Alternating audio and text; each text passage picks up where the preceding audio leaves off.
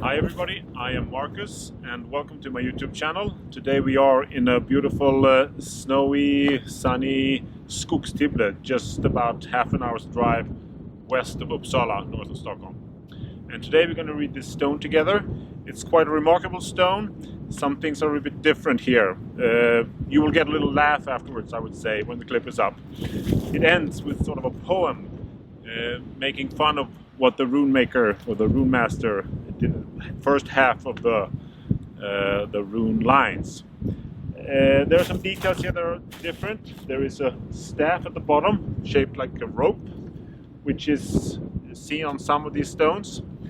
And also there is a snake. The snake's head is here and it goes all the way around, and the snake has shoulders here, quite different from ordinary snakes. And there's also a dragon up top here. These are the shoulders and the wings, and the snout there is cut off, unfortunately. There's one thing that is really odd here, and when you start to read, you usually do it at the cross down here, the plus sign. But no matter how you do it, it's something wrong. Let me show you here.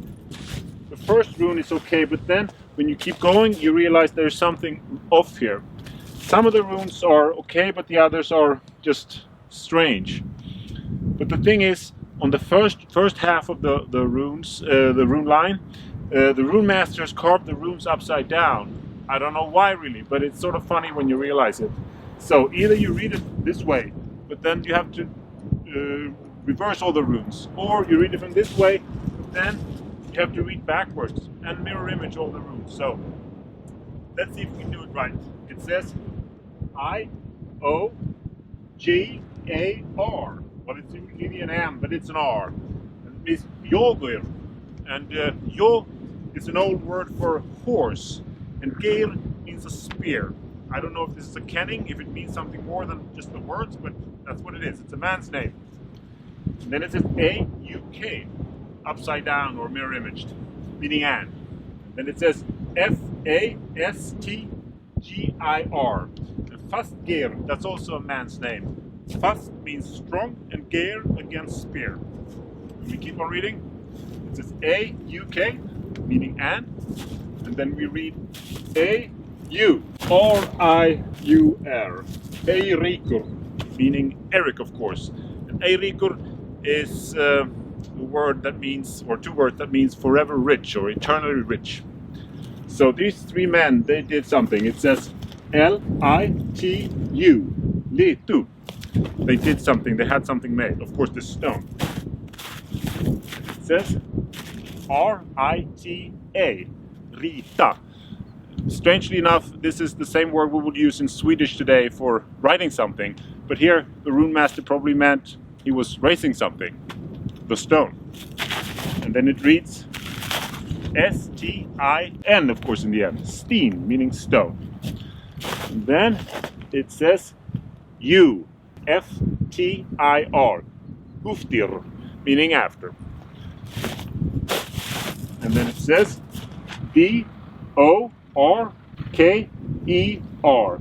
Borgeir. And Borg is the word for castle.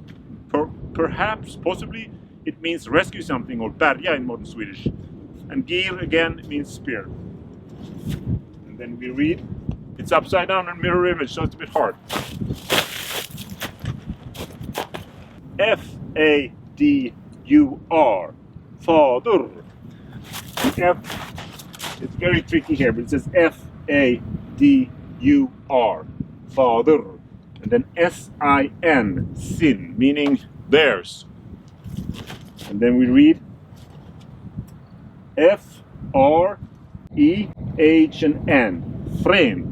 And Fren means famous in this case, or it's also related to the Swedish word for question, fråga. But in this case it means famous. So their father was famous, Mr. Borgeir. Then we have to restart reading from the tail of the dragon, or the foot maybe. But now it's not mirror imaged anymore, so it says S-I-L-F-R, Själfur, meaning self.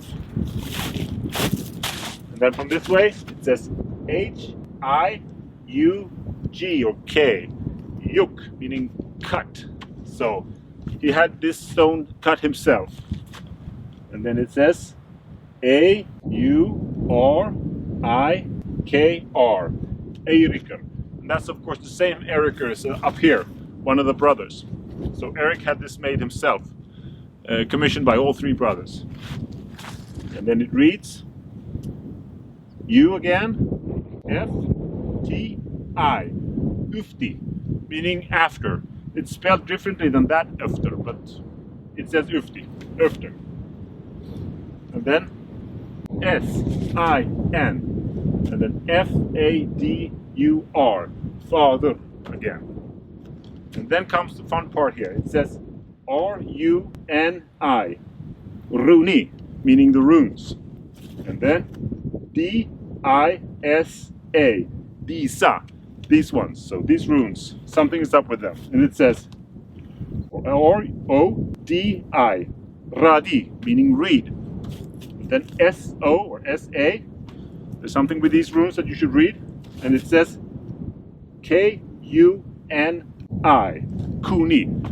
Runi disa radisa kuni, meaning read these runes if you can, or whomever can read these runes, better read them. And I would say that this is a sort of a word of, play of words related to the fact that he wrote the runes upside down around here. So, radisa kuni, I would say it's some kind of a poem. It would be something like King Arthur and his sword. Anybody could just pull it up if they could, but if you can't, you have no business with it. But here, if you can read them, you can read them. That's sort of a joke. Okay, that's all.